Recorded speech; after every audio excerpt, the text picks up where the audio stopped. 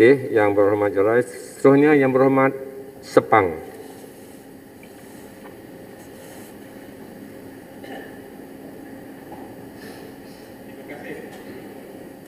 Switch on the mic. Terima kasih kepada Tuan Speaker kerana membenarkan saya untuk mengambil alih daripada YB Pulai untuk berbahas. Pertamanya saya mengucapkan juga terima kasih kepada pihak kerajaan kerana sudi mengadakan sidang ini untuk kita boleh membincangkan isu banjir ini. Tetapi saya harus terkata juga dia tidak bermula dengan baiklah, kerana pada peringkat awal lagi ucapan daripada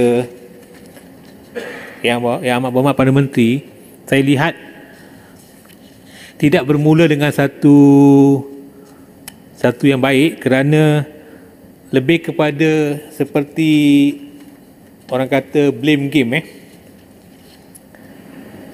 Ucapan beliau telah pun dilaporkan dalam beberapa media tadi. Antaranya beliau mengatakan bahawa beliau mengatakan seolah-olah kerajaan negeri Selangor khususnya agak lemah dari segi soal pentadbiran isu banjir ini, sedangkan negeri-negeri seperti Pahang dikatakan agak lebih baik dari segi pentadbiran isu banjir ini. Sedangkan hakikatnya sebaliknya yang berlaku.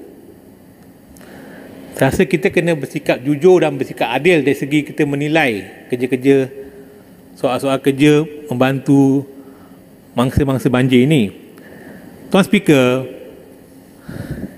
walaupun adalah fitnah-fitnah yang dikatakan kononnya ahli parlimen tidak turun dan sebagainya, tapi saya rakyat tahu siapa yang turun, siapa tak turun. Dan saya nak katakan Tuan Speaker, pada hari pertama dan hari kedua, iaitu pada 18 Disember dan 19 Disember itu, boleh dikatakan bantuan daripada NADMA hampir tidak ada, khususnya di Parlimen Sepang. Sedangkan pada ketika itu, tahap bantuan itu amat diperlukan.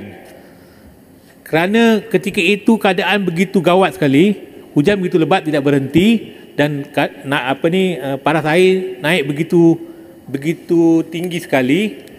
Dan masa itu apa yang kita fikirkan soal menyelamatkan nyawa manusia.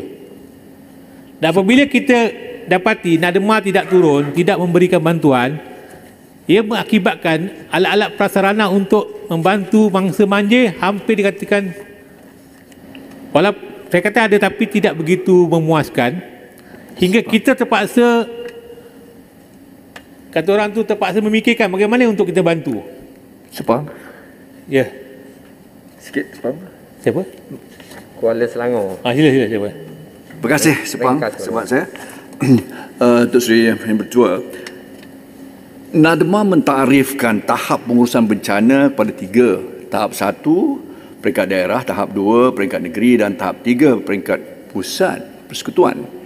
Nah, jelasnya apa yang berlaku pada bermula 18 hari bulan Disember itu adalah tahap 3. Dengan tidak bermaksud untuk menuding jari Sepang kepada mana-mana pihak.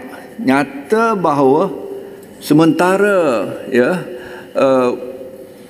persoalan clarity, kejelasan kepimpinan MKN di negeri Selangor itu tidak diberikan kepada Menteri Besar, dan pula kepada yang bukan Menteri Besar, seorang menteri, nyata bahawa perkara ini perlu kita selaraskan, kerana sama seperti kritikannya dibuat Sepang oleh Brigadier Jeneral Dr. Arshil yang menyebutkan tentang pengurusan COVID.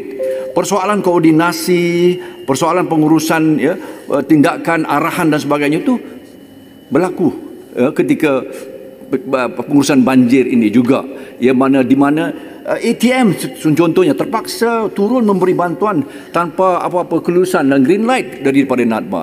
Sudah sampai waktunya kita kena luruskan perkara ini. Yang berhormat Sepang. Okey.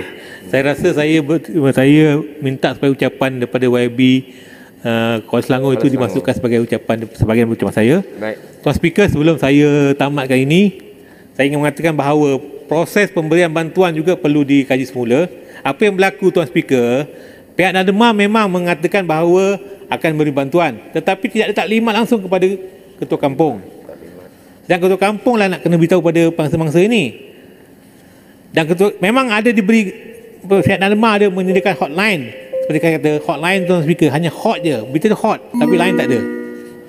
Lain tak ada langsung, orang telefon tak dapat, orang akan kembali pada ketua kampung. Jadi saya harap proses ini mungkin boleh dipikirkan. Jangan kita hanya buat hotline tapi tak ada orang yang sambut, tidak ada orang yang beri bantuan, tidak ada orang yang beri respon, dan akhirnya rakyat yang menjadi mangsa. Sekian, terima kasih. Terima kasih, Tuan Sepang. Seterusnya saya jumpa Yang Berhormat